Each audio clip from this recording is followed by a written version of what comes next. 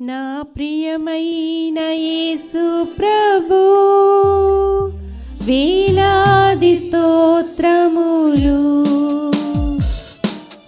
నీవిచ్చిన రక్షణకై దేవా స్తోత్రము స్తోత్రములు,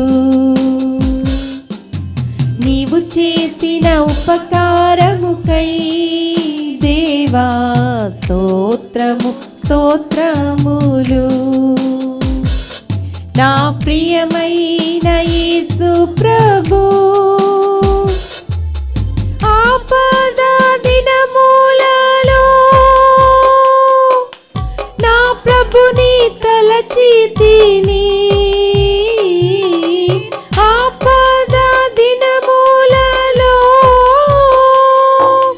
నా ప్రభుని తలచితిని. దేవా నీ దయతోడనే నాథా ఆశ్రయం పొందితిని,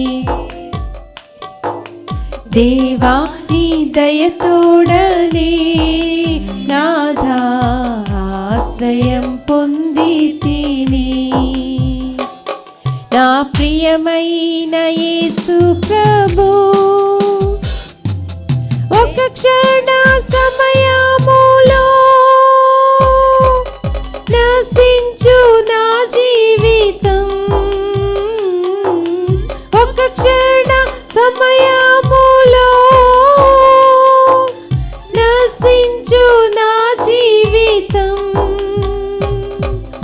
నా హృదయం మార్చితివి దేవా కృపతోనే జీవించుటకై,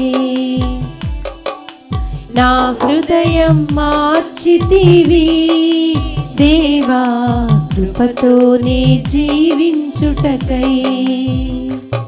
నా ప్రియమైన యేసు ప్రభు పాపపు లోకములో నీ పాపిగా జీవించితిని, పాపపు లోకములో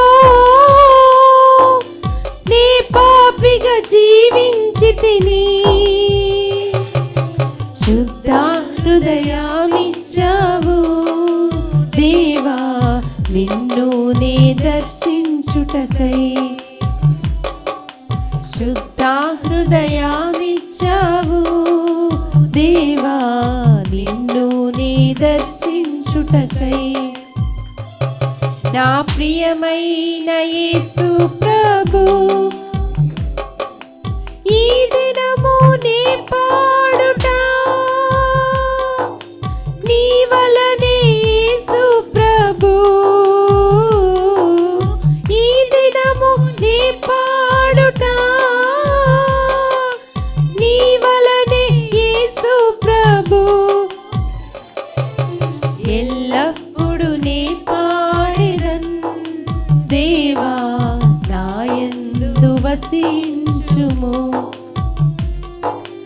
ఎల్లప్పుడు నే పాడెదన్ దేవా నాయందు వసించుము. నా ప్రియమైన యేసు ప్రభు మందిర సమృద్ధిని నీ ప్రజల సహవాసమును, మందిర సమృద్ధిని నీ ప్రజల సహవాసమును, నీ సన్నిధి ఆనందమును దేవా కృపతో నేను సగితివి, నీ సన్నిధి ఆనందమును దేవా కృపతో నేను సగితివి. నా ప్రియమైన యేసు ప్రభు వేలాది స్తోత్రములు, నీవిచ్చిన రక్షణకై దేవా స్తోత్రము స్తోత్రములు, నీవు చేసిన ఉపకారం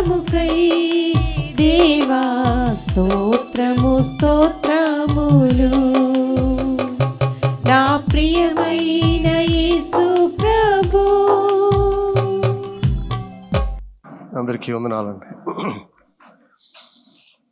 గలతీ పత్రిక 4వ అధ్యాయం 21 నుండి 31 వరకు చదువుకున్నాం.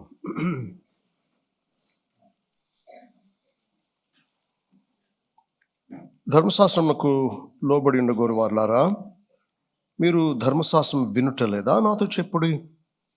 దాసి వలన ఒకడును స్వతంత్రురాలి వలన ఒకడును 2 కుమారులు అబ్రహాముకు కలిగిరని వ్రాయబడి ఉన్నది కదా. అయినను దాసి వలన పుట్టినవాడు శరీర ప్రకారం పుట్టెను, స్వతంత్రురాలి వలన పుట్టినవాడు వాగ్దానమును బట్టి పుట్టెను. ఈ సంగతులు అలంకార రూపంగా చెప్పబడి ఉన్నవి. ఈ స్త్రీలు 2 నిబంధనలై ఉన్నారు. వాటిలో ఒకటి సీనాయి కొండ సంబంధమైనదై దాస్యంలో ఉన్నటకు పిల్లలు కనును. ఇది హాగరు. ఈ హాగరు అనున్నది అరేబియా దేశంలో ఉన్న సీనాయి కొండయే. ప్రస్తుతం అందున్న యెరూషలేము దాని పిల్లలతో కూడా దాస్యమందున్నది కనుక ఆ నిబంధన దానికి దీటై ఉన్నది. అయితే పైనున్న యెరూషలేము స్వతంత్రంగా ఉన్నది. అది మనకు తల్లి. ఇందుకు కనని గొడ్రాల సంతోషించుము, ప్రసవ వేదన పడని దాన బిగ్గరగా కేకలు వేయుము. ఏలైనగా పెనిమిటి గల దాని పిల్లల కంటే పెనిమిటి లేని దాని పిల్లలు ఎక్కువ మంది ఉన్నారు అని వ్రాయబడి ఉన్నది. సహోదరులారా, మనమును ఇస్సాకు వలె వాగ్దానమును బట్టి దేవుని కుమారులమై ఉన్నాము. అప్పుడు శరీరమును బట్టి పుట్టినవాడు ఆత్మను బట్టి పుట్టిన వారిని ఎలాగూ హింస పెట్టెనో ఇప్పుడును అలాగే జరుగుచున్నది. ఇందుని గూర్చి లేఖనం ఏమి చెప్పుచున్నది? దాసిని దాని కుమారుని వెళ్ళగొట్టుము. దాసి కుమారుడు స్వతంత్రాలు కుమారునితో పాటు వారసుడై ఉండడు. కాగా సహోదరులారా, మనము స్వతంత్రురాలి కుమారులమే గాని దాసి కుమారులము కాము. ప్రేమ స్వరూపి, మీకు స్తోత్రాలు. మీ వాక్యం ద్వారా మమ్మల్ని సత్యంలో స్థిరపరుస్తున్నందుకు మీకు స్తోత్రాలు. యోహాను 17:17 మీరు చేసిన ప్రధాన యాజకత్వపు ప్రార్థనలో మీ శిష్యుల కోసం, నేను నమ్మబోయే వారందరి కోసం ప్రార్థిస్తూ, తండ్రి, వీరిని సత్యమందు ప్రతిష్ఠించుము, నీ వాక్యమే సత్యము అన్నారు. మీ వాక్య సత్యం ద్వారా, సత్య సిద్ధాంతం ద్వారా, మీ వాక్య బోధ ద్వారా మమ్మల్ని స్వతంత్రులుగా చేస్తున్నందుకు మీకు స్తోత్రాలు. ధర్మశాస్త్ర కాడి క్రింద నుండి, బానిసత్వం నుంచి మమ్మల్ని మీ కృపచేత కలిగే స్వాతంత్రతను మాకు అనుగ్రహిస్తూ, మళ్ళా కాడి కిందికి వెళ్లకుండా మమ్మల్ని కాపాడుతున్నందుకు మీకు స్తోత్రాలు చెల్లిస్తూ, ఈ సమయాన్ని దీవించి మా భక్తిని, సువార్తను గ్రహించే ఆ కృపను మాకు అనుగ్రహించి మా భక్తిని సత్యంలో స్థిరపరచవలసిందని యేసు నామములో వేడుకుంటున్నాము తండ్రి. ఆమేన్.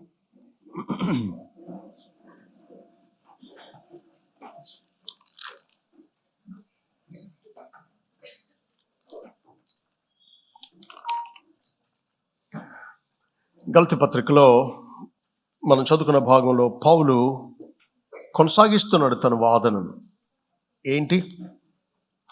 మీ సొంత ధర్మశాస్త్ర క్రియల వల్ల దేవుని దగ్గర ఏదో మెప్పు పొందుదాం అనే ప్రయత్నాన్ని విరమించుకోండి అంటూ ఉన్నాడు. డ్రాప్ యువర్ లీగలిజం అంటూ ఉన్నాడు. మనం చదువుకున్న భాగంలో 2 సంగతులు మనం చూస్తాం. 2 నిబంధనలు ఉన్నాయి అంటూ ఉన్నాడు పౌలు. సాధారణంగా యూదులు అతిశయిస్తారు. దేన్ని బట్టి? మేము అబ్రహాము సంతానం అని. వాళ్ళ గురించే కదా బాప్తిస్మ యోహాను అన్నాడు మత్తయి సువార్త 3వ అధ్యాయంలో. ఆయన అన్నాడు 5వ వచనం నుండి, ఆ సమయమున యెరూషలేము వారును యూదయ వారందరూ యోర్దాను నదీ ప్రాంతముల వారందరూ అతని వద్దకు వచ్చి తమ పాపములు ఒప్పుకొనుచు యోర్దాను నదిలో అతని చేత బాప్తిసం పొందుచుండిరి. అతడు పరిసయ్యుల్లోను సద్దూకయ్యుల్లోను అనేకులు బాప్తిసం పొందవచ్చు చూచి, సర్ప సంతానమా, రాబో ఉగ్రత నుండి తప్పించుకుంటకు మీకు బుద్ధి చెప్పిన వాడేవాడు, మారు మనసుకు తగిన ఫలము ఫలించుడి. అబ్రహాము మాకు తండ్రి అని మీలో మీరు చెప్పుకొన తలంచవద్దు. దేవుడి రాళ్ల వలన అబ్రహామునకు పిల్లలు పుట్టింపగలడని మీతో చెప్పుచున్నాను. సో వారు ఏమనుకునేవారు యూదులు? అబ్రహాము మాకు తండ్రి, మేము అబ్రహాము సంతానంలో పుట్టాం, మేము యూదులం కాబట్టి అబ్రహాముకు చెందిన వాగ్దానాలన్నీ మావే, పరలోకం మాదే అనుకునేవారు. అయితే పౌలు ఎంత అద్భుతమైనటువంటి రీతిలో వారి అపోహను చెదరగొడుతున్నాడు అంటే, అవును మీరు అబ్రహాం పిల్లలే, కానీ అబ్రహాంకి 2 పిల్లలు తెలుసా అన్నాడు. మర్చిపోయారా అని అడిగాడు. ఎవరెవరు? దాసి కుమారుడైన ఇష్మాయేలు ఉన్నాడు, సారా కుమారుడైన ఇస్సాకు ఉన్నాడు. కాబట్టి సున్నతి సంబంధులు మేమే ధర్మశాస్త్రాన్ని పాటిస్తున్నాం అనుకున్న వారితో అంటున్నాడు, అవునా అయితే మీరు ఎవరో తెలుసా? మీరు దాసి కుమారులు అన్నాడు. అంటే అర్థం ఎవరో తెలుసా? మీరు యూదులు కాదు, అరబ్బులు అన్నాడు. అంతకంటే ధీటైన వాదన ఏముంటుంది ఆలోచించండి. అవును అబ్రహాము పిల్లలే, కానీ అబ్రహాముకి 2 కుమారులు. ఆ విషయాన్ని పౌలు మనం చదువుకున్న భాగంలో చక్కగా వివరిస్తూ పోలికగా అబ్రహామునే తీసుకుని ధర్మశాస్త్రం కాడి కింద ఉండాలనుకునేటువంటి వారికి బుద్ధి చెబుతున్నాడు అన్నమాట. అంటున్నాడు 21లో, ధర్మశాస్త్రముకు లోబడి ఉండగోరు వారులారా, మీరు ధర్మశాస్త్రం వినుట లేదా? నాతో చెప్పండి. అసలు ధర్మశాస్త్రం ఏం చెప్తుందో మీకు తెలుసా? అసలు ధర్మశాస్త్రం కింద ఉంటామనుకుంటున్నారు మీరు అంటున్నాడు. ధర్మశాస్త్రం కింద ఉండాలనుకునే వాళ్ళు ఎందుకు ఉండాలనుకుంటారో తెలుసా? కొన్ని రూల్స్ పెట్టుకుంటారు. ఆ రూల్స్ని పాటించడం వారికి తేలికగా ఉంటుంది. ఇప్పుడు చూడండి, మిమ్మల్ని చాలా సులువుగా ఒక కాడి కిందకి తీసుకురాగలం బోధకులమని మేము. మానవ రీతిగా తెలివితేటలు ఉపయోగించి భయపెట్టి అలా. మన దగ్గరలోనే ఒక స్వస్థతశాల ఉంది. అక్కడ మానవ కల్పితమైన ఆచారాలు నియమాలు ఎలా ఉంటాయో చూడండి. బస్టాండ్ అంత దూరం నుంచి, లేకపోతే కొంచెం ఇంకా యువతల రోడ్డు మీద నుంచి మోకాళ్ళ మీద రండి, దేవుడు మీ భక్తిని చూసి మిమ్మల్ని దీవిస్తాడు అనగానే మీలో భలే ఉంది ఒక పద్ధతి అని మిమ్మల్ని మీరు బాధించుకోవడం, మీ మోకాళ్ళు మీకు గాయమయ్యి బాధ కలగడం మీకు గొప్ప తృప్తినిస్తుంది. దేవుడు ఇది చూసి నన్ను మెచ్చుతాడు అని. లేదా ప్రతి శుక్రవారం ఉపవాసం ఉండండి, ప్రభు సిలువ వేయబడిన రోజు అనేటికి మైండ్కి ఎలా ఉంటుందంటే, కరెక్టే కదా, ఆ రోజు నాన్ వెజిటేరియన్ మానేద్దాం, ఆ రోజు ఉపవాసం ఉందాం. అది చేసేసి ఒక రకమైన తృప్తి అనుభవిస్తాం. కాబట్టి అలాంటి కాడి కింద ఉండాలని ఆశించేటువంటి వాళ్లకు దుర్బోధకులు భలే హెల్ప్ చేస్తారు, భలే క్యాష్ చేసుకుంటారు వీళ్ళ బలహీనతను. ఎప్పుడైతే కొన్ని రూల్స్ పెట్టుకుంటామో పోల్చుకుంటాం అవతల వాళ్ళకంటే మనం. నేను ప్రతి శుక్రవారం చేస్తున్నాను ఉపవాసం, వాళ్ళు చేయట్లా కాబట్టి నేనే బెటర్ అనుకుంటాను. వాళ్ళు జోళ్ళు లేకుండా ఉండలేరు, నేను జోళ్ళు లేకుండానే అందడానికి, అంటే నన్ను ఏదో బాధించుకుంటున్నాను కాబట్టి ఇతరుల కంటే నేను బెటర్ అనే భావం ఉంటుంది. ఆఖరికి ఏమవుద్దంటే, నా రక్షణకు నా ప్రమేయం కూడా ఉంది అని దేవునితో పాటు ఘనతను కొంత పంచుకోవడానికి ఆఖరికి ప్రయత్నిస్తాం అన్నమాట. To be under the law is trying to do something for God that makes you right before him. ధర్మశాస్త్రం కింద ఉండడంలో ప్రయత్నం ఏంటో తెలుసా? దేవుని ఎదుట యోగ్యుడిగా ఉండడానికి నేను దేవునికి ఏం చేయగలను. అయితే దేవుని కృప క్రింద ఉండడానికి ఇష్టపడేటువంటి వాళ్ళు, ఆయన ఎంత గొప్పవాడు, ఆయన నా కోసం ఎంత చేశాడు కదా, అని ఆయన మన కోసం చేసిన దాని గురించి ఆలోచిస్తాం. సో ధర్మశాస్త్రం కింద కొన్ని ఆచారాల కింద ఉండాలనుకునేటప్పుడు మనం దేవునికి ఏం చేస్తే ఆయన మనల్ని అంగీకరిస్తాడని ఆలోచిస్తాం. కృప కింద ఉన్నప్పుడు ఆయనే నా కోసం ఏం చేశాడనే దాన్ని బట్టి మనం సంతోషిస్తాం. ధర్మశాస్త్రం కింద ఉండాలనుకునే వాళ్ళు ఎందుకు ఉండాలనుకుంటారు అంటే వాళ్ళు they focus on their performance, వారి భక్తి మీద ఎక్కువ దృష్టి పెడతారు. కానీ కృప కింద ఉండేటువంటి వాళ్ళు క్రీస్తు మీద దృష్టి పెడతారు. ధర్మశాస్త్రం కింద ఉండాలనుకునేటువంటి వాళ్ళు ఆదాము హవ్వల్లాగా అంజూరు పాకులు కుట్టి కచ్చడాలు చేసుకుని తమ సిగ్గు కప్పుకోవడానికి సొంత ప్రయత్నాలు చేస్తారు. కృప క్రింద ఉండాలనుకునేటువంటి వాళ్ళు దేవుడే చేసిన బలి ద్వారా తమ కప్పబడతామని గుర్తిస్తారు. ఆదాము తప్పు చేసినప్పుడు ఏమైంది? సొంత ప్రయత్నాలు చేశారు. అంజూరు పాకులతో కష్టాలు చేసుకున్నారు. సిగ్గు పోక చెట్టుచాటున భయంతో దాక్కున్నారు. ఇది సొంత ప్రయత్నం. ఆకులు ఎండిపోతాయి, రాలిపోతాయి. They become brittle. సొంత ప్రయత్నాలతో మనం పాపాన్ని పోగొట్టుకోవాలని ప్రయత్నం చేస్తే అలాగే ఉంటుంది. అయితే దేవుడు ఏం చేశాడు? ఒక పశువును వధించి దాని చర్మంతో చొక్కాయలు చేయించి వారికి తొడిగించి వారిని తన దగ్గరకు తెచ్చుకున్నాడు. కాబట్టి ధర్మశాస్త్రం ద్వారా మనం ఏదో చేసి దేవుని దగ్గర మెప్పు పొందాలి అని అనుకోవడం అంజూరు పాకులతో కప్పుకోవడానికి ప్రయత్నించడమే. చార్ల్స్ స్పర్జన్ అన్నాడు, ద లా, మరి ఇప్పుడు విశ్వాసులకు ధర్మశాస్త్రం ఒక నీతి అనుసరించాల్సిన బాధ్యత లేదా అని మీరు అనవచ్చు.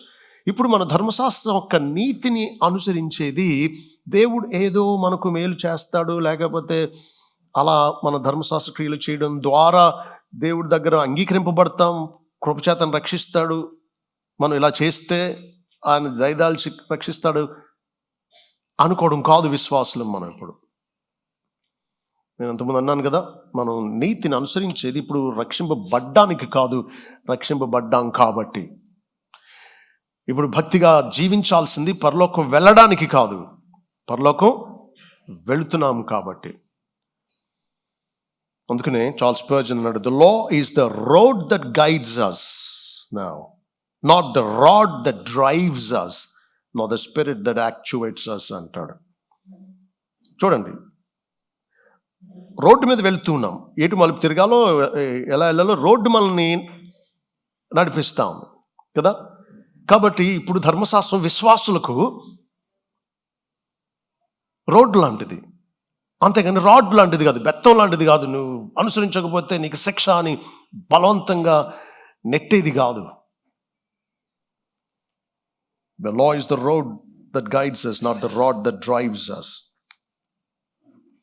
ఎప్పుడైతే సొంత భక్తి, సొంత నీతి, సొంత క్రియల ద్వారా దేవుణ్ణి మెప్పించాలి అని ప్రయత్నిస్తామో అప్పుడు ఇక దేవుని మీద ఆధారపడం, దేవుని సిలువ కూడా అవసరం లేదు. అంత ప్రమాదానికి దారితీస్తుంది. చాలాసార్లు ఎవరైనా ఒక వ్యక్తి చనిపోయాడు అనుకోండి, అతను పరలోకి వెళ్ళాడా నరకానికి వెళ్ళాడా అనడానికి ప్రజలందరూ గుర్తు చేసుకునేది ఏం చెప్పండి, మాట్లాడుకునేది ఏం చెప్పండి. అతను చేసే సత్క్రియలు, అతను ఎంత నిష్టగా ఉండేవాడో, పేదలకు ఎంత ధర్మం చేసేవాడో, ఇవన్నీ మాట్లాడుకుంటూ ఏమంటారు, అతను మంచేనండి, అతను రక్షించేది. ఇక దీంట్లో దేవుడు లేడు, దేవుని ప్రమేయం లేదు ఇక్కడ ఈ మాటల్లో. ఆయన మంచి, ఆయన్ని మోక్షం చేరుస్తుందండి. చూసారా, మానవుల దృక్పథం అంతా సొంత ప్రయత్నాలతో దేవుని ప్రమేయం లేకుండా, దేవుని అవసరం లేకుండా ఏదో పైకి రావాలని. ఇదే కదా బాబెలు గోపురం దగ్గర ప్రజలు దేవునికి వ్యతిరేకంగా తిరుగుబాటు చేస్తూ ఆలోచించింది. ఈసారి జలప్రళయం వచ్చినా మునిగిపోకుండా సొంత ప్రయత్నం చేసి తప్పించుకుందాం, ఎత్తైన గోపురం కట్టేసుకుందాం, పేరు తెచ్చుకుందాం. మానవ అహం దేవుని మీద ఆధారపడకుండా తన మీద తాను ఆధారపడేటట్లు చూసుకుంటుంది. అలా చెప్తున్నాను. మానవ పాప స్వభావంతో కూడిన అహం, యారోగెన్స్ అండ్ ప్రైడ్, దేవుని మీద గుండెలు బాదుకుంటూ సొంకరి, దేవా పాపిని నన్ను కరుణించు అని అడిగాడే, అలా అడిగేటట్లు ఒప్పుకోదు మానవ అహం. కాబట్టి తానేదో చేస్తే దేవుడు రక్షిస్తాడు, లేదా తానేదో చేయడం వల్ల తను రక్షింపబడతాడు అనే ఒక రకమైన స్వనీతితో మనిషి దేవుని చేయడానికి ప్రయత్నిస్తాడు. ఎంత విచారమో అది.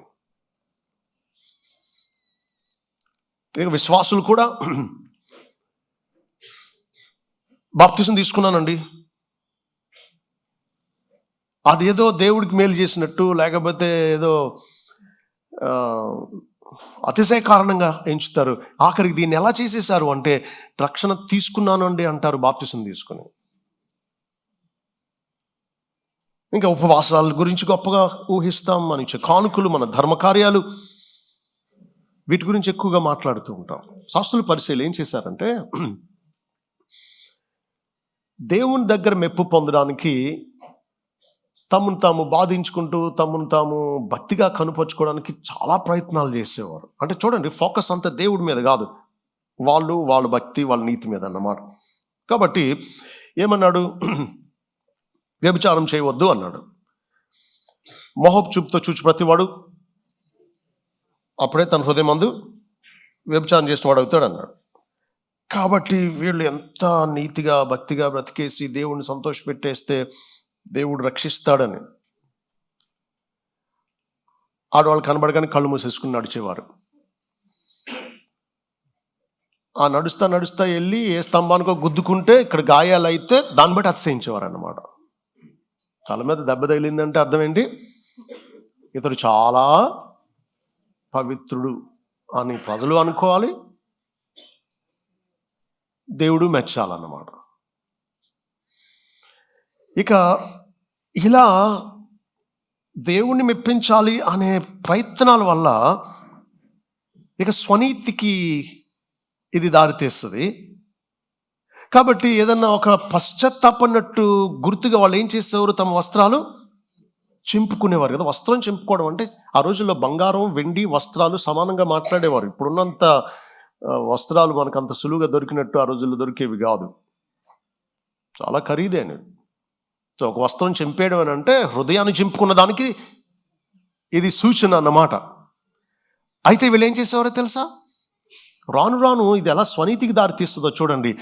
ఏదైనా ఉపవాస కూడికకు వెళ్ళబోతున్నారు, అందరి ముందు వీళ్ళు వస్త్రం చింపుకొని పశ్చాత్తాపడినట్టు రుజువు చేయాలి కాబట్టి ముందే కుట్లిప్పుకొని వచ్చేవారంట. సో ఇప్పుడు ఇలా పర్రమని లాగినప్పుడు కుట్లు ఉడతాయి కానీ వస్త్రం చెరగదు, మళ్ళా వెళ్ళి కుట్టేసుకునేవారు అన్నమాట. చూడండి, మన నీతి మీద ఎప్పుడైతే ఆధారపడతామో ఇది వేషధారణకు దారితీస్తుంది. మన సత్క్రియలు, మన భక్తి, మన ఉపవాసాలు, మన నీతి కాదు మనల్ని రక్షించేది. కాబట్టి చాలాసార్లు చెప్పుకున్నాం, నీతి సాధారణంగా చూస్తే 2 రకాలు. చూడండి, రోమపత్రిక 10వ అధ్యాయం చాలాసార్లు చెప్పుకున్నాం కదా, మరోసారి జ్ఞాపకం చేసుకుందాం.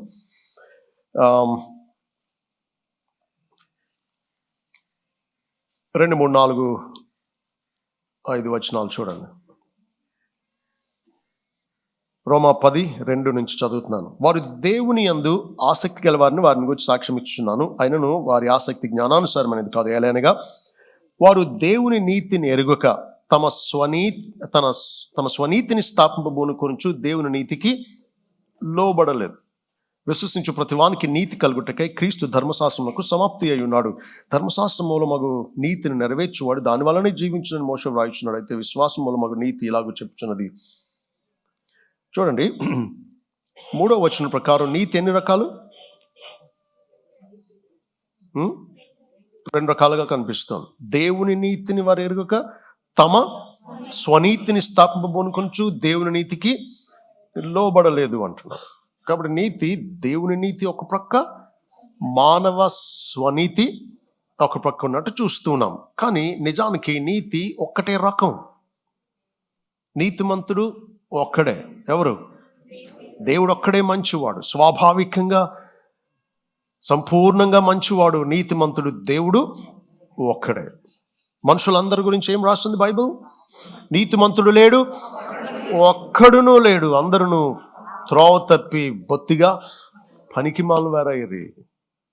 వారు నోరు తెరచిన సమాధి అంటున్నారు. అంటే సమాధికి వెంటిలేటర్ పెడితే ఏమవుద్ది? ఆ కుళ్ళంతా దీంట్లోంచి బయటకు వస్తుంది. హృదయం అంతా సమాధి లాంటిది. ఈ నోట్లోంచి వచ్చే మాటలు ఆ కుళ్ళే వచ్చేది. దేవుని భయం వారికి ఏమాత్రం లేదు అన్నాడు రోమా 3:10 నుంచి మీరు చూస్తే. అలాంటి కేవలం పనికి మాలిన భ్రష్ట హృదయంలో నుంచి స్వనీతిని ఎలా ఆశిస్తాం, ఊహిస్తాం? కాబట్టి నీతి ఒక్కటే రకం, అది దేవుని నీతి. దేవుని నీతిమంతుడు. ఆయనను నమ్మి ఆయన ఇచ్చే నీతి పొందితేనే నీతిమంతులం అవుతాం. ఆయనకు వేరుగా, ఆయనకు దూరంగా ఎవరు నీతిమంతులు కాలేరు. కాబట్టి దేవుని నీతికి లోబడకుండా స్వనీతిని స్థాపింపబూనుకొనుచు దేవుని నీతికి లోబడలేదు అంటున్నాడు. సో నీ స్వనీతిని స్థాపించాలనుకున్నంత కాలం నువ్వు దేవుని నీతికి లోబడవు, దేవుని నీతి పొందవు. సింపుల్. నీ స్వనీతి నిన్ను రక్షించదు. నీ దగ్గర నీతి లేదు అన్న అవగాహనే ఆత్మవిషయమై దీనిలేని వారు ధన్యులు అన్నాడు పరలోక రాజ్యం వారిదన్నాడు. అంటే నేను ఆత్మీయంగా దరిద్రుడను అంటే అర్థం పోర్ ఇన్ ద స్పిరిట్ అంటే ఆత్మీయంగా నన్ను నేను రక్షించుకోగలిగిన నీతి అనే ఐశ్వర్యం నాకు లేదు. ఆత్మీయ దారిద్రత అనుభవిస్తున్నాను. నా దగ్గర పాపం తప్ప దేవుడి దగ్గర ఆయన మెచ్చే పరిపూర్ణమైన నీతి నా దగ్గర లేదు అని శంకర్ ఎలాగైతే రొమ్ము కొట్టుకుంటూ ఆకాశం వైపు కళ్ళెత్తడానికి కూడా ధైర్యం చాలక దేవా పాపిని నన్ను కరుణించు అని అడిగాడో, అలా దేవుని దగ్గర స్వనీతిని కాదనుకుని దేవుని నీతిని మాత్రమే ఆశ్రయించేటువంటి వాళ్ళకే దేవుడు నీతిని అనుగ్రహిస్తాడు. డాక్టర్ గారి దగ్గరికి వచ్చి నాకు బాగానే ఉందండి, ఈ మధ్య భలే నిద్ర పడుతుందండి, భలే బలంగా ఆరోగ్యంగా ఉన్నానండి అని చెప్పేటువంటి వాడికి ఏమంటారు? ఆయన మరి అలాంటప్పుడు ఎందుకు వచ్చావు అంటారు. నా అవసరం ఏముంది నీకు, వెళ్ళు అంటారు. అంతేనా? అయ్యా నాకు నొప్పిగా ఉంది, నాకేం అర్థం కావట్లేదండి, ఎంత నేను ప్రయత్నాలు చేసినా నాకు పోవట్లేదు, ఏదో చెయ్యండి బాబు అని అడిగితే టెస్టులు చేసి అవసరం వైద్యం చేస్తారు.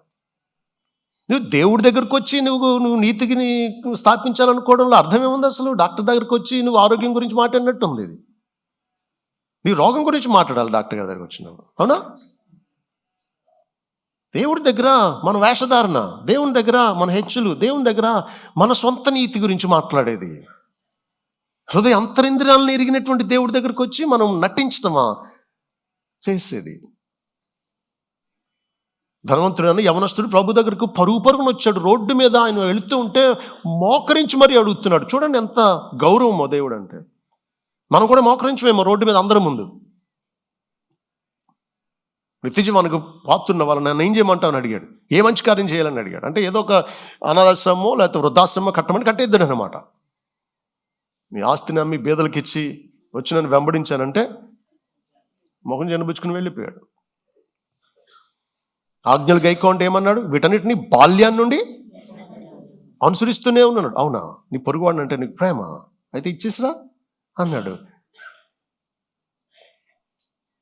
నువ్వు నీ రాజ్యంకు అక్కర్లేదు, నాకు డబ్బే కావాలని వెళ్ళిపోయాడు అంతే.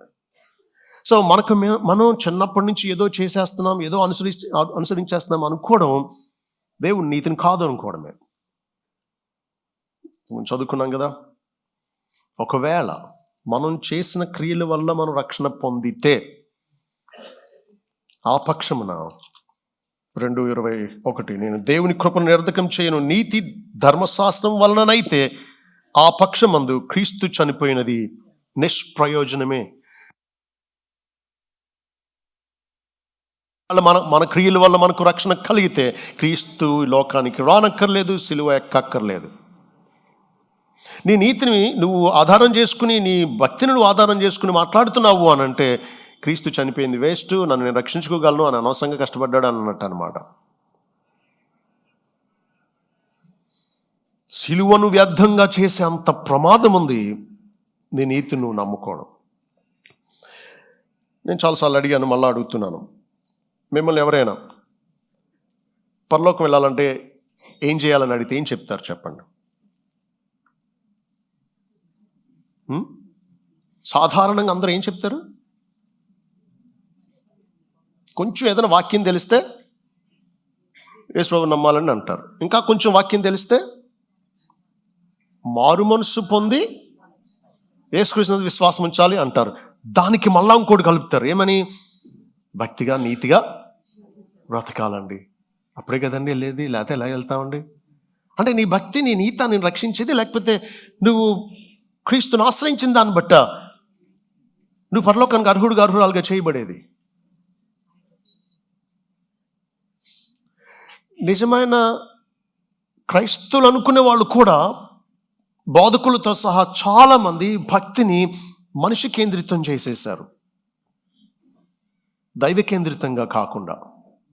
మనిషి రక్షింపబడేది మనం చేసిన దాన్ని బట్టి కాదు, దేవుడే క్రీస్తులో సిలువనందు చేసిన కార్యాన్ని బట్టి ఎవరైనా అంగీకరింపబడతారు, నిరాకరింపబడతారు. అంటే ఆయన అంగీకరిస్తే, ఆయన కృపను అంగీకరిస్తే రక్షింపబడతా. ఆయన నిరాకరిస్తే నువ్వు ఎంత భక్తిగా జీవిస్తున్నా నీ నీతి నిన్ను రక్షించదు. కాబట్టి పరలోకం వెళ్ళిన తర్వాత మనం దేన్ని బట్టి రక్షింపబడ్డామని గ్రహిస్తాం? దేవా, కేవలం నీ కృపే నన్ను ఇక్కడ తెచ్చిందని అంటాం.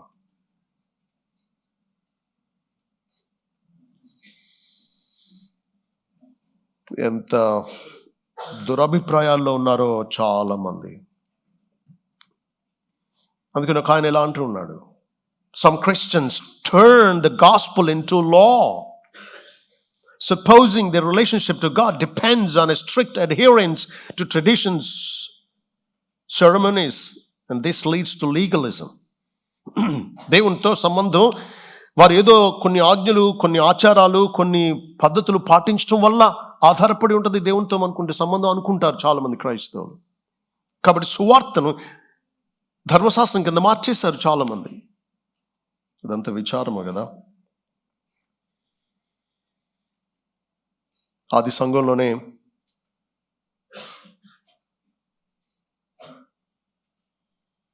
సువార్తకు క్రియలను జతపరచడం అనేది జరిగింది. దేవుడిచ్చిన నిబంధనలు రెండే రెండు. ఒకటి పాత నిబంధన, రెండవది క్రొత్త నిబంధన. క్రొత్త నిబంధన దేంతో చేశాడు? క్రీస్తు తన రక్తంతో చేసిన నిబంధన ఇది. అంటే తను ప్రాణం పెట్టి మనతో నిబంధన చేస్తున్నాడు అనేది విశ్వాసం నుంచి వారు రక్షింపబడతారు అని. పాత నిబంధన ఏంటి? ధర్మశాస్త్రం ఇచ్చాడు. ఆ ధర్మశాస్త్రాన్ని పాటించడం వల్ల వాళ్ళు జీవిస్తారని చెప్పాడు, కానీ పూర్తిగా ఎవరూ పాటించలేరు. కాబట్టి ధర్మశాస్త్రం ద్వారా దేవుని ప్రమాణాలు ఎంత ఉన్నతమైనవో మనం దాన్ని ఎలాగో అందుకోలేనంత బలహీనమో మనం అని గుర్తించి, దేవా నన్ను నేను రక్షించుకోలేను, నువ్వే నాకు దిక్కు అని దేవుణ్ణి ఆశ్రయించేటట్టు ధర్మశాస్త్రం. దేవుడు ఇచ్చిన నిబంధనలేని రెండు, పాత నిబంధన, క్రొత్త నిబంధన. అయితే ఈ సున్నతి సంబంధులు మూడవ నిబంధనను తెచ్చారు. అదేంటి? రెండింటిని కలిపి మూడోది చేశారనమాట. అదే పౌలు అంటున్నాడు, ధర్మశాస్త్రమా కృప దేని కింద ఉంటారో తేల్చుకోండి అంటుంటే వీళ్ళు అంటున్నారు మేము రెండింటి కింద ఉంటామంటున్నారు. లా అండ్ గ్రేస్ అంటున్నారు. పౌలు అంటున్నాడు లా ఆర్ గ్రేస్ అంటున్నాడు. ఏమంటే మీకు అర్థమైంది తేడా? ధర్మశాస్త్రమా కృప, మీ నీతి క్రియల మీద ఆధారపడతారా, దేవుని మీద ఆధారపడతారా అని పౌలు అంటూ ఉన్నాడు. కానీ వాళ్ళు ఏమంటున్నారు? మాకు కృప కావాలి, ధర్మశాస్త్రము కావాలి అంటున్నారు. ఇలాంటి మిడిల్ పాత్ చాలామందికి ఇష్టం. ఏమండి, చాలామంది ఇలాంటి రెండింటిని కలిపి దాంట్లో మంచి తీసుకుందామండి, దీంట్లో మంచి తీసుకుందామని అనే ఈ కిచిడి రకాలు చాలా ఉంటారు. కాబట్టి మనం గ్రహించాల్సింది ఏంటంటే, the way to heaven is not by works not by the law, You can't do enough good works or keep enough law to become perfectly good అంటాడు భక్తుడు. పరలోక రాజ్యానికి మార్గం క్రియల మార్గం కాదు. ఎందుకంటే అక్కడికి చేరడానికి కావలసినంత పరిపూర్ణమైన మంచిగా నువ్వు అన్ని క్రియలు చేయలేవు. కాబట్టి కృప అవసరమైంది. మీరు గమనిస్తే ఈ రెండు రకాల తేడాలు మీకు తరచూ కనబడతాయి బైబిల్లో. చూడండి, మన సొంత భక్తి ద్వారా, మన సొంత నిష్ట ద్వారా దేవుడి దగ్గరికి చేరాలి అనుకోవడం మానవ మార్గం. కృపచేత పాపులను రక్షించాలి అనేది దేవుని మార్గం. ఓకే, మన నీతి, మన భక్తి, మన ఉపవాసాలు, మన కానుకలు, మన నిష్ట, దీని ద్వారా దేవుడి దగ్గరికి చేరాలనుకునేది మానవ మార్గమే కాదు, సైతాను మార్గం. ఇది దేవుని మార్గం. పాపులు తమను తాము రక్షించుకోలేరు కాబట్టి తానే దిగి వచ్చి వారి కోసం వారి శిక్షను తాను భరించి వారిని కృపచేత రక్షించాలి అనేది, పాపులను, అయోగ్యులను, శత్రువులను చేర్చుకుని క్షమించి రక్షించాలనేది దేవుని మార్గం. ధర్మశాస్త్రం ఒక ప్రక్క ఉంది, కృప మరొక ప్రక్క మనం చూస్తున్నాం. క్రియలు ఒక ప్రక్క చూస్తున్నాం, రెండవది విశ్వాసం మరొక ప్రక్క చూస్తున్నాం. మనం చదువుకున్న భాగంలో హాగర్ ఒక ప్రక్క, శారా ఒక ప్రక్క ఉంది, ఇష్మాయిల్ ఒక ప్రక్క, ఇస్సాకు ఒక ప్రక్క, సాతాను సంతానం ఒక ప్రక్క, దేవుని సంతానం ఒక ప్రక్క, ఆజ్ఞలు ఒక ప్రక్క, రెండవది వాగ్దానం మరొక ప్రక్క, దేవుని ఉగ్రత ఒక ప్రక్క, దేవుని కనికరం మరొక ప్రక్క, బానిసత్వం ఒక ప్రక్క, స్వాతంత్ర్యం మరొక ప్రక్క, పాత నిబంధన, పాత ఒడంబడిక ఒక ప్రక్క, క్రొత్త నిబంధన, క్రొత్త ఒడంబడిక మరొక ప్రక్క. ఒక ప్రక్క ప్రస్తుత యెరూషలేము, మరొక ప్రక్క పైనున్న యెరూషలేము.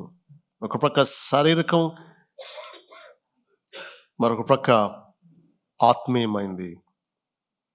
ఈ తేడాలు పౌలు చక్కగా చూపిస్తూ, మీరు క్రీస్తు ద్వారా స్వతంత్రులయ్యారు, రక్షణ పొందారు. మీరు సారా, ఇస్సాకు ఈ రకంగా వాగ్దానానికి సంబంధించినటువంటి వాళ్ళు. మళ్ళా వెళ్ళి మీరు హాగరు సంతానంలాగా ఉండాలని ఎలా అనుకుంటారు అంటున్నాడు ఇస్సాకు సారా సంతానాన్ని. ఈ విషయాలు పౌలు చెప్పినవి అర్థం చేసుకుందాం. మళ్ళీ చదువుతున్నాను 21 నుంచి. ధర్మశాస్త్రం లోబడి ఉండగోరు వారులారా, మీరు ధర్మశాస్త్రం వినుటలేదా నాతో చెప్పుడి. దాసి వలన ఒకడును, స్వతంత్రాల వలన ఒకడును, 2 కుమారులు అబ్రహామునకు కలిగిరని వ్రాయబడినది కదా. అయినను దాసి వలన పుట్టినవాడు శరీర ప్రకారంగా పుట్టాను, స్వతంత్రాల వలన పుట్టినవాడు వాగ్దానమును బట్టి పుట్టాను. చూడండి, పౌలు చక్కగా 24 అన్నట్టు ఈ సంగతులు అలంకార రూపంగా చెప్పబడి ఉన్నవి అని చెబుతూ ఒక అలంకారాన్ని, ఒక పోలికను వాడుతూ చక్కగా ధర్మశాస్త్రానికి కృపకు మధ్య తేడా చూపిస్తూ ఉన్నాడు. కాబట్టి అబ్రహాంకి 2 పిల్లలు. ఒకళ్ళు ఎవరు? ఇష్మాయేలు. దాసి అయిన ఐగుప్తురాలైన హాగరు కుమారుడైన ఇష్మాయేలు. రెండవది స్వతంత్రురాలైన శారాకు పుట్టిన ఇస్సాకు. ఇప్పుడు అంటున్నాడు, శరీర ప్రకారం పుట్టాడంట దాసి వలన పుట్టినవాడు. మాత్రం వాగ్దానం బట్టి పుట్టాడు అంటున్నాడు. అంటే అర్థం ఏంటి అంటే, జరిగిన సంగతి మీకు తెలుసు కదా. అబ్రహాంకు 75 సంవత్సరాలు వాగ్దానం చేశాడు పిల్లల్ని ఇస్తానని. కానీ 86 సంవత్సరాల వరకు కలగకపోయేటప్పటికి సారా అంది, నీ దాసుడు మన మన ఇంటి పెద్ద దాసుడైన దమస్కు వాడైన ఎలియాజరే నీకు వారసుడని అనుకున్నావు. అయితే దేవుడు వాగ్దానం చేశాడు కదా, కాదు, నీకు పుట్టబోయే బిడ్డే నీకు వారసుడు అవుతాడని. సరే, ఒకవేళ నా వల్ల కాదేమో, నీ వల్లే అన్నాడు కదా, ఒకవేళ నా వల్ల అవ్వట్లేదు కాబట్టి అని మానవ ప్రయత్నం, మానవ ఒక రకమైన అదిగి తెలివితేటలు, వక్ర బుద్ధితో ఐగుప్తు దాసి అయినప్పుడు హాగర్ని ఇచ్చింది. సంతానం నీకు నా ద్వారా కాకపోతే ఈమె ద్వారా కలగాలి అని. ఇది శరీరమును బట్టి జరిగిన మానవ వక్ర బుద్ధిని బట్టి సొంత ప్రయత్నంతో స్వార్థపూరితంగా చేసిన పని ఇది. అయితే దేవుడు వాగ్దానం చేశాడు.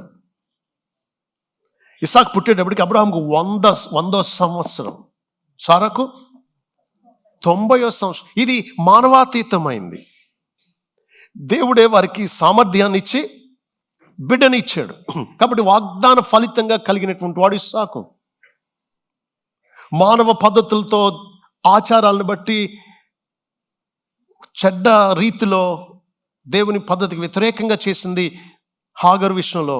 ఇది శరీరం బట్టి కలిగింది అని చెబుతూ అంటున్నాడు. ఈ సంగతులు అలంకార రూపంగా చెప్పబడినవి. ఈ స్త్రీలు 2 నిబంధనలై ఉన్నారు. వాటిలో ఒకటి సీనాయి కొండ సంబంధమైనదై దాస్యంలో ఉండుటకు పిల్లలు కనును. ఇది హాగరు అంటున్నాడు. ఈ హాగరు అన్నది అరేబియా దేశంలో ఉన్న సీనాయి కొండయే. ప్రస్తుతం ఉన్న యెరూషలేము దాని పిల్లలతో కూడా దాస్యమందు ఉన్నది కనుక ఆ నిబంధన దానికి దీటై ఉన్నది. 2 నిబంధనల గురించి చెప్తున్నాడు. ఒక నిబంధన సీనాయి కొండ మీద దేవుడు మోషేకు ఇచ్చిన ధర్మశాస్త్రం. ఈ సీనాయి కొండ, హాగరు, సీనాయి కొండ ఇవన్నీ పోలుస్తూ అంటున్నాడు ఇది అరేబియా దేశంలో ఉంది అంటున్నాడు. అవును, హాగరు సంతానం అరబ్బులు, వారు ఉండేది అరేబియా దేశం. సీనాయి కొండ కూడా ఎక్కడుంది? అరేబియా దేశంలోనే ఉంది. మనం వెళ్ళి చూసి వచ్చాం, సౌదీ అరేబియాలో. కాబట్టి ఇదంతా అరబ్బులకు సంబంధించింది అంటున్నాడు.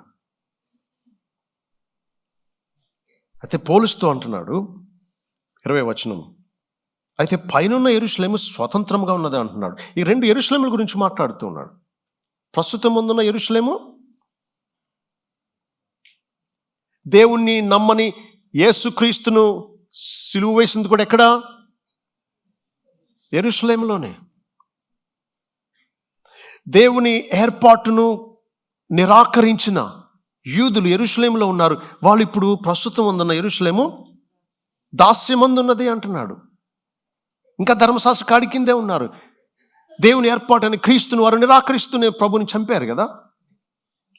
కాబట్టి యూదులందరి గురించి మాట్లాడుతున్నాడు, నమ్మని యూదులందరి గురించి మాట్లాడుతూ వీరందరూ హాగరుకు సంబంధించిన వారు, సీనాయి కొండకు సంబంధమైన దాస్యంలో ఉండడానికి పిల్లల్ని కంటున్నారు అంటున్నాడు అని చెబుతూ 26వ వచనం అన్నాడు, అయితే పైనున్న యెరూషలేము స్వతంత్రముగా ఉన్నది, అది మనకు తల్లి అంటున్నాడు. పైనున్న యెరూషలేము ప్రస్తుతం అందున యెరూషలేము అని మాట్లాడుతూ ఉన్నాడు. దేవుని బిడ్డలమైన మనం క్రీస్తునందు పరలోక సంబంధమైన పౌర హక్కు కలిగినటువంటి వాళ్ళం. ఫిలిప్పి 3:20 అంటున్నాడు, మన పౌర స్థితి పరలోకమందున్నది, అక్కడి నుండి ప్రభు అని యేసుక్రీస్తు రక్షకుని నిమిత్తము కనిపెట్టుకుని ఉన్నాము అని. సో మన పౌర హక్కు పరలోకమందు ఉంది. మనం పైనున్న యెరూషలేముకు సంబంధించినటువంటి వాళ్ళం. యెషయా గ్రంథం 54:1 కోట్ చేస్తూ 27వ వచనంలో అన్నాడు, ఇందుకు కనని గొడ్రాల సంతోషించము, ప్రసవేదన పడని దాన బిగ్గరగా కేకలు వేయము, ఎలానగా పెనిమిటి గలదాని పిల్లల కంటే పెనిమిటి లేని దాని పిల్లలు ఎక్కువ మంది ఉన్నారని వ్రాయబడి ఉన్నది. ఇశ్రాయేలీయులు బబులోను చెరలో ఉన్నప్పుడు వారికి చేయబడినటువంటి వాగ్దానం ఇది. మరి దేవుని వాగ్దానం వల్ల వారు వృద్ధి చెందుతారు అని చెప్పడానికి ఇలా మాట్లాడాడు. కాబట్టి ఇది సారాకు, బబులోన్లో బానిసలుగా ఉన్నటువంటి యూదులకు, ఇప్పుడు సంఘానికి వర్తించే సంగతి ఏంటి అంటే దేవుని శక్తి వల్ల, దేవుని కృప వల్ల స్వాతంత్రాన్ని, అధిక ఫలింపును మనం పొందగలం. గొడ్రాలు పిల్లలుగా అంటది,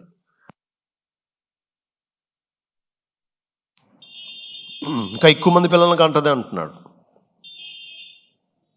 సో సారా అలాగే గొడ్రాలను పడింది, పిల్లలుగా అన్నది.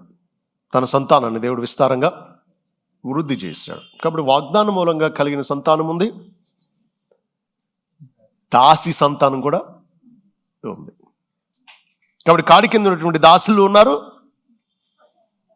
విడుదల పొందిన స్వతంత్రులు, క్రీస్తులో స్వతంత్రులు ఉన్నారు. కాబట్టి ఇప్పుడు ఇస్సాకు సంతానం హాగర్ సంతానంలా ఉండాలనుకోవచ్చా? ఏమండి, సారా సంతానం ఇస్సాకు. కాబట్టి పౌలు చెప్పేది ఏంటంటే, మీరు క్రీస్తు ద్వారా విడుదల పొందారు, మళ్ళా దాసత్వంలోనికి వెళ్ళకండి అన్నాడు. 5వ అధ్యాయం 1వ వచనం అదే ఈ గలతీ పత్రికకు కీ వర్స్ లాంటిది, తాళపు చెవి లాంటిది. చూడండి, పెద్ద హాల్కి ఒక కీతో లోపలంతా చూడవచ్చు, అనుభవించవచ్చు. అలా ఈ గలతీ పత్రిక అంతటికి తాళపు చెవి లాంటి ఒక్క వచనం ఇది అర్థమైతే గ్రంథం అంతా అర్థమవుతుంది. అదే 5వ అధ్యాయం 1వ వచనం చదువుతాను, చూడండి. ఈ స్వాతంత్రం అనుగ్రహించి క్రీస్తు మనను స్వతంత్రులుగా చేసి ఉన్నాడు. కాబట్టి మీరు స్థిరముగా నిలిచి మరలా దాస్యమును కాడి క్రింద చిక్కుకొనకుడి. ఇదే గలతీ పత్రిక సారాంశం. క్రీస్తు మనల్ని స్వతంత్రులుగా, దేని నుంచి? ధర్మశాస్త్ర కాడి కింద ఉండి నలిగిపోయి ఏదో చేయడం వల్ల దేవుని దగ్గర మేలు పొందాలని అలాంటి స్వనీతి నుంచి మనల్ని క్రీస్తు స్వతంత్రులుగా చేశాడు. అసలు ధర్మశాస్త్రం ఇచ్చింది దాని ద్వారా మన పరలోకం వెళ్ళడానికి కాదు. దాన్ని అందుకోలేమన్న సంగతి గుర్తించి మన పాపాన్ని గ్రహించి దేవుని పరిశుద్ధతను ఒప్పుకుంటూ క్రీస్తు దగ్గరకు మనం వచ్చి ఆయన ఆశ్రయిస్తామని ధర్మశాస్త్రం ఇవ్వబడింది. కానీ ఎందుకు ఇవ్వబడిందో తెలియక ఆ ధర్మశాస్త్రాన్ని ఏదో కొంచెం అనుసరించి వేషధారులుగా తయారయ్యి దాన్ని బట్టి అతిశయించడం మొదలు పెడుతున్నారు. ఎందుకు ఇవ్వబడిందో ఆ ఉద్దేశం నెరవేర్చకుండా దాన్ని వక్రీకరించి దాని కింద ఇంకా దాక్కుంటూ ఉన్నారు. దాన్ని బట్టి ప్రభు దగ్గరకు పరుగున రావాల్సింది ధర్మశాస్త్రం కింద ఏదో కొన్ని ఆజ్ఞలు నెరవేరుస్తూ మేము మంచోళ్ళమే అని భ్రమపడేటట్లు శత్రువు చేస్తూ ఉన్నాడు. ఎంత విచారం ఆలోచించండి. కాబట్టి అంటున్నాడు 28, సహోదరులారా, మనమును ఇస్సాకు వలె వాగ్దానమును బట్టి పుట్టిన కుమారులమై ఉన్నాం. ఇప్పుడు గమనించండి, మీరు యూదులైనా అరబ్బులైనా ఆఖరికి క్రైస్తవులు అని అనుకుంటున్నా అందరూ ఒకప్పుడు దేవునికి దూరంగా కాడి కింద పాప బానిసత్వంలో లేకపోతే స్వనీతి అనే బానిసత్వంలో ఉన్నటువంటి వాళ్ళమే. క్రీస్తును నమ్మడం ద్వారా మనం పైనున్న యెరూషలేముకు వారసులం అవుతున్నాం. క్రీస్తు మనల్ని స్వతంత్రులుగా చేస్తూ ఉన్నాడు. కాబట్టి ఇప్పుడు మనం విశ్వాసమైన మనం అందరం ఎవరు? ఇస్సాకు వలె వాగ్దానాన్ని బట్టి పుట్టిన కుమారులం.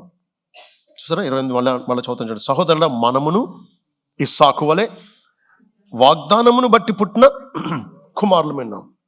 అయితే దానివల్ల కలిగిన ప్రతిఫలం ఏంటో చూడండి.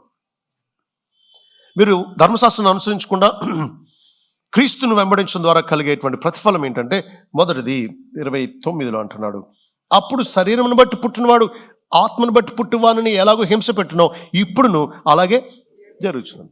కాబట్టి జరిగేది ఏంటంటే, ధర్మశాస్త్ర సంబంధమైన క్రియల వల్ల సున్నత సంబంధులు ఆ రీతిగానే దేవుని దగ్గరికి రావాలని చెప్పేటువంటి దుర్బోధకుల వల్ల నిజమైన విశ్వాసులకు ఏం కలుగుతా ఉంది? హింస, భయపెట్టడం, దారి తప్పించడం, తమ వెంట ఈడ్చుకుని వెళ్ళాలని దుర్బోధలు చేయడం వల్ల సంఘం ఏం చేయబడుతోంది? హింసింపబడుతోంది. ఇప్పుడునూ అలాగే జరుగుతుంది అంటున్నాడు. ఆ రోజు ఏమైంది? ఇస్సాకు పుట్టినప్పుడు తను పాలు విడిచిన తర్వాత తండ్రి ఏం చేశాడు? విందు చేశాడు. అప్పుడు ఇష్మాయిల్ ఏం చేశాడు? చూడండి, ఆదికాండం 21వ అధ్యాయం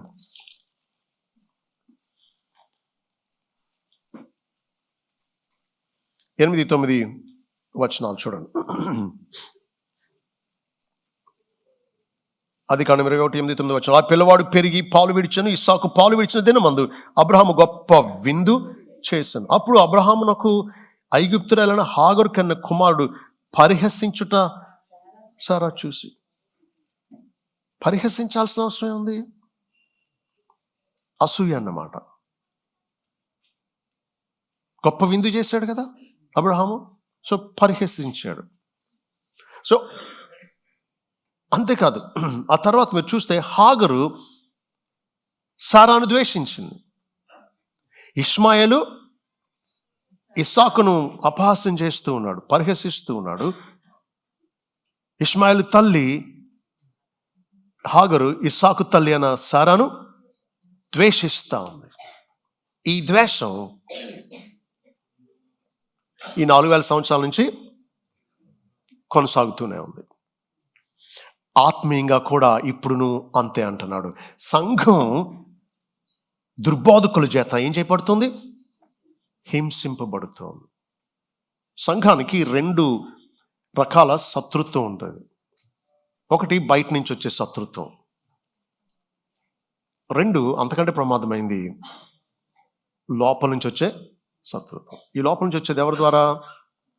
దుర్బోధకుల ద్వారా, తప్పుడు సిద్ధాంతాల ద్వారా.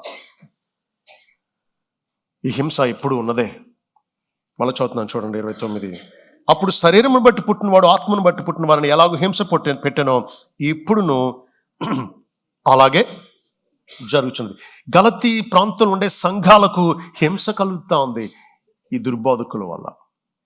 వాళ్ళు చేయమంటున్నాడు, క్రీస్తుని ఒక్కడే నమ్మితే సరిపోదు, నువ్వు సున్నతి చేయించుకుంటే కానీ రక్షణ పొందవు అంటున్నాడు. మీకు గుర్తుందా మనం చదువుకున్న మాట? అపోస్తల కార్యాలు 15:1 చూడండి, మీకు అర్థమవుతుంది నేను చెప్పేది.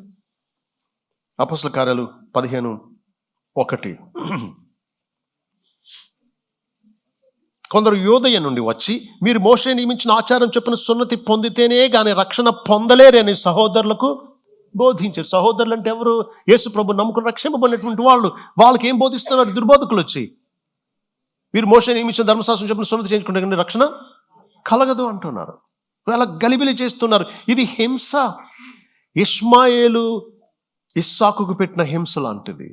హాగరు సారాను పరిహసించి, నువ్వు గొడ్రాలువి, నీకు పిల్లలు చూడు, నాకే ఉన్నారు అని ఎంత బాధ పెట్టిందో. అలా దుర్బోధకులు సంఘాన్ని, సత్యాన్ని నమ్మినటువంటి విశ్వాసులను బాధిస్తూ ఉన్నారు. ఇప్పుడు నువ్వు అలాగే జరుగుతున్నది అన్నారు.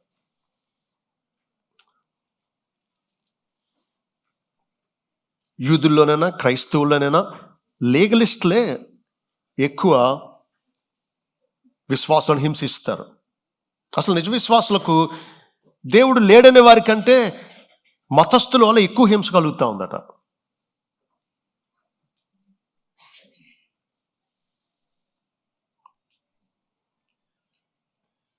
అయితే మనం విశ్వాసం ద్వారా ఇస్సాకు సంతానంగా చేయబడుతూ ఉన్నాము, వాగ్దానాన్ని బట్టి పుట్టిన వారంగా చేయబడుతున్నాం.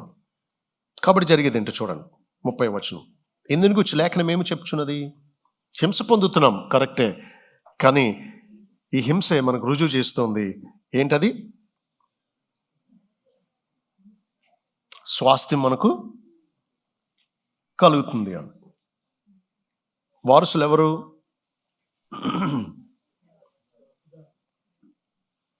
ఇందుని గురించి లేఖనం ఏమో చెప్తున్నది? దాసిని దాని కుమారుని వెళ్ళగొట్టుము, దాసి కుమారుడు స్వతంత్రాల కుమారునితో పాటు వారసుడై ఉండడు అంటున్నాడు. ఇప్పుడు ఎవరిని హింస పెడతారు? సాధారణంగా ఎక్కడైనా సరే చెడ్డవాళ్ళు మంచి వాళ్ళు హింసిస్తారు. కాబట్టి హింసించే వాళ్ళు ఎవరు? హింసింపబడే వాళ్ళు ఎవరు? సహజంగా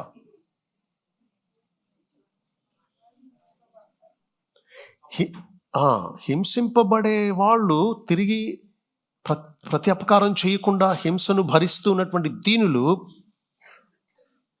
అన్యాయం పొందుతూ ఉన్నారు. హింసించేవాళ్ళు అన్యాయస్తులు. మీరు ఎక్కడైనా చూడండి.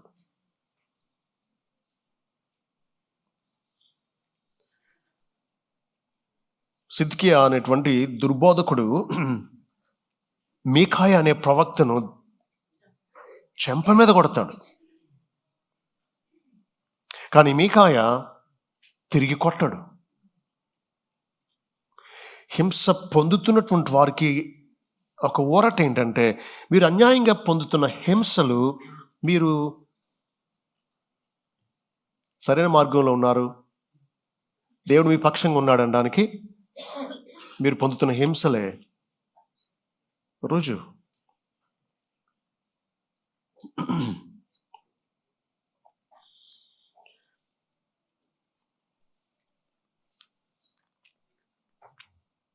అయితే ఆ హింసలే మరొక దాన్ని రుజువు చేస్తూ ఉన్నాయి. ఇష్మాయలు ఇస్సాకును పరిహసిస్తూ ఉన్నాడు. ఒక కారణం ఏంటంటే, అతడే వారసుడు కాబట్టి.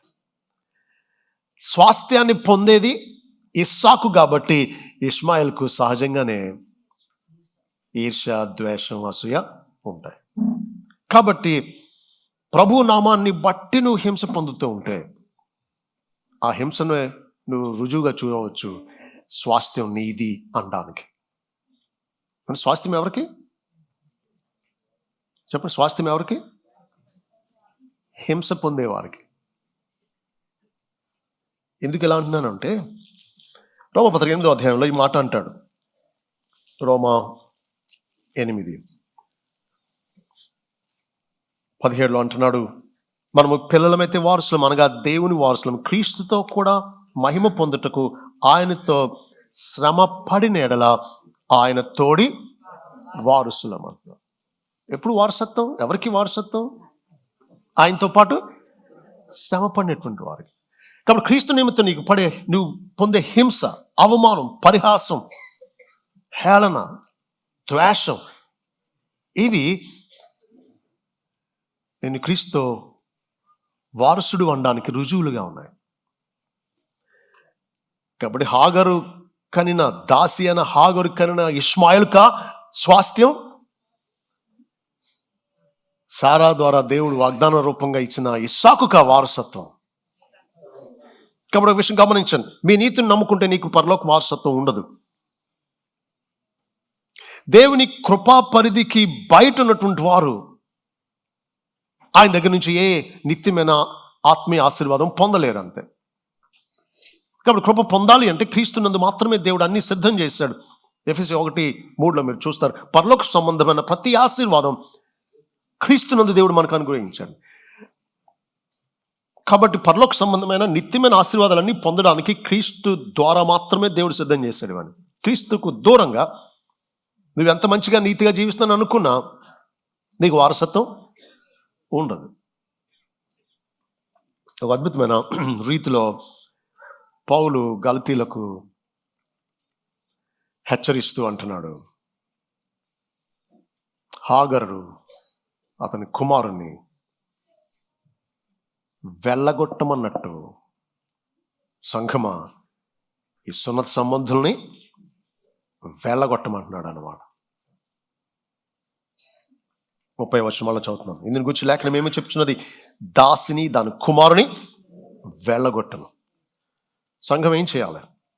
నీ విశ్వాసాన్ని కలుషితం చేస్తూ, దుర్బోధలు చేస్తూ, క్రీస్తు నుండి నీ దృష్టిని మళ్ళిస్తున్నటువంటి ప్రతి దుర్బోధకుని ఏం చేయాలి?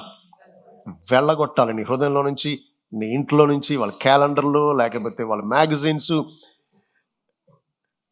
వాళ్ళకి నువ్వు చేసే సపోర్ట్, ఇదంతా నువ్వు వెళ్ళగొట్టాలి. దాసిని దాని కుమారుని వెళ్ళగొట్టము అంటున్నాడు. సున్నతి సంబంధాలను ఏం చేయాలి? వెళ్ళగొట్టాలి. ఎందుకు? వాళ్ళు ఎలాగో వారసులు కారు.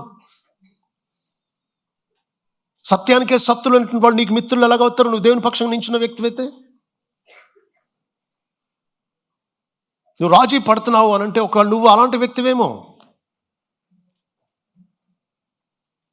సత్యం పక్షంగా నిలబడాలండి. ఫీనెహాసు లాగా సువార్తనే కలుషితం చేస్తున్నారు అని అంటే, సువార్తనే వ్యాపారమయం చేస్తున్నారు అంటే వాళ్ళతో నీకేంటి సంబంధం?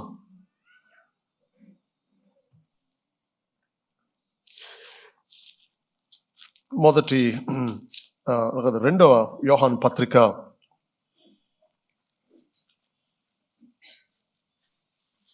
2వ పత్రిక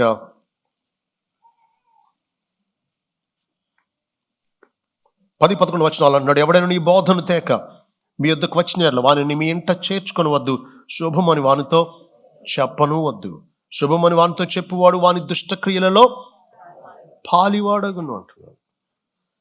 వారి పాపాల్లో నీకెందుకు పాలు పంపులు? దేవునికి సువార్తకు శత్రువులైనప్పుడు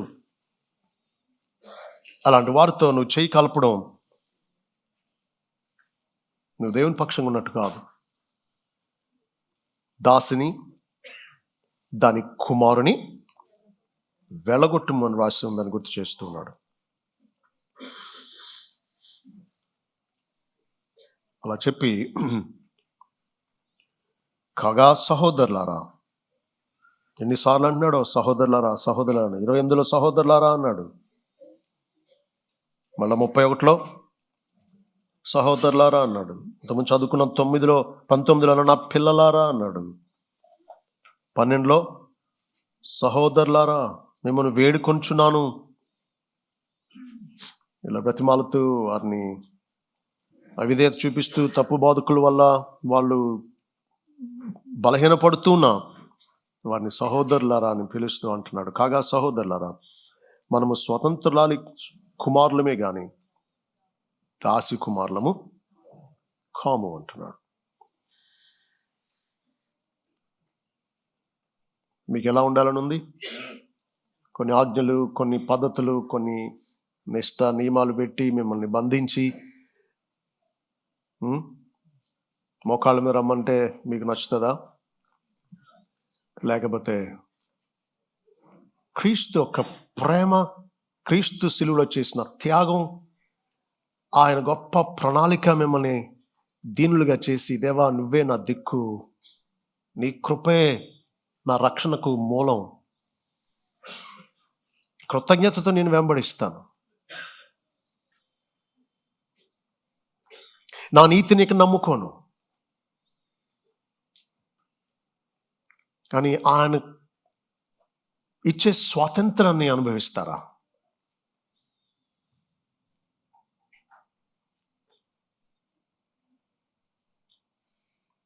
మనుషులందరూ బానిసలే, ఎప్పటికీ బానిసలే. ప్రభుని నమ్మక ముందు పాపాన్ని పోగొట్టుకోవడానికి ధర్మశాస్త్రం విధులు నెరవేర్చి ఏదో సొంత ప్రయత్నాలు చేసే ఈ కాడి కింద ఉంటారు. ప్రభుని నమ్మాక ఆయన కాడిని మోస్తాం. మనం ఎప్పుడు స్వతంత్రం కాదు. మన పుట్టుకు మన చేతిలో లేదుగా స్వతంత్రం అనుకోవడానికి. మన జీవితాన్ని మనం నిర్ణయించుకోవాలి. మనం కాదు మన జీవితాన్ని ప్రారంభించింది. మనం అనుకుని పుట్టలా.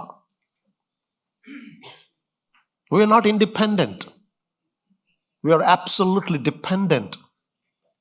మన స్వతంత్రం కాదు. దేవుడు పుట్టిస్తే పుట్టాం, దేవుడు పిలిస్తే అప్పటికప్పుడు పక్క వాళ్ళకి కూడా చెప్పకుండా, వెళ్తున్నాను కూడా చెప్పకుండా వెళ్ళిపోయారని అంటారు చూసారా, అలా ఉంటుంది. మన స్వతంత్రం కాదు.